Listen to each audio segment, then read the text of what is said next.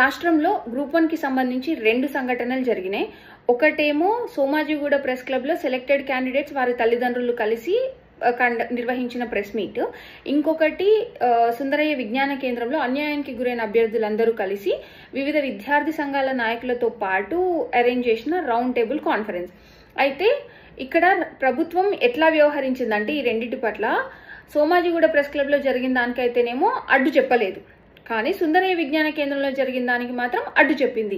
ఎందుకు ఇట్లాంటి వివక్ష చూపించాల్సి వచ్చిందనేది నేను ప్రభుత్వాన్ని ప్రశ్నిస్తున్నా. అనుకూలంగా ఉంటే ఒక న్యాయం, అనుకూలంగా లేకపోతే ఇంకొక న్యాయమా అనేది నా సూటి ప్రశ్న.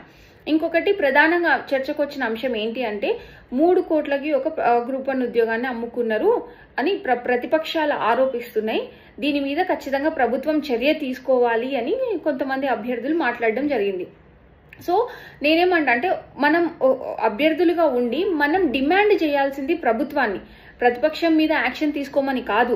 అసలు గ్రూప్ 1లో అవకతవకలు జరిగినాయా లేదా, అవకతవకలు జరిగినాయని కోర్టు ఆల్రెడీ నిరూపించింది, కానీ అవినీతి జరిగిందా లేదా నిరూపించాల్సిన బాధ్యత ప్రభుత్వాన్ని. కాబట్టి మనం అందరం ప్రభుత్వాన్ని కదా డిమాండ్ చేయాలి. ప్రతిపక్షాన్ని డిమాండ్ చేస్తే మనకు న్యాయం జరగదు కదా.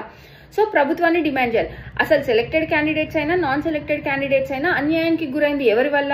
ప్రభుత్వ నిర్లక్ష్యం, తెలంగాణ పబ్లిక్ సర్వీస్ కమిషన్ నిర్లక్ష్యం వల్ల. కాబట్టి మనం ప్రశ్నిస్తే వీళ్ళిద్దరిని ప్రశ్నించాలి, ప్రభుత్వాన్ని ప్రశ్నించాలి, తెలంగాణ పబ్లిక్ సర్వీస్ కమిషన్ ని ప్రశ్నించాలి. అది ప్రశ్నించకుండా ప్రతిపక్షాలను ప్రశ్నిస్తే మనకు ఎట్లాంటి న్యాయం జరగదు.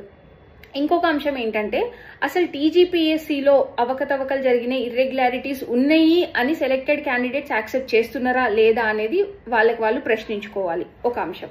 ఇంకొకటి ప్రభుత్వానికి నా సూటి ప్రశ్న ఏంటంటే 563 మంది అభ్యర్థులకు న్యాయం చేస్తారా లేదా మిగిలిన 1000 మందికి న్యాయం చేస్తారా అనేది ప్రభుత్వం సమాధానం చెప్పాలి.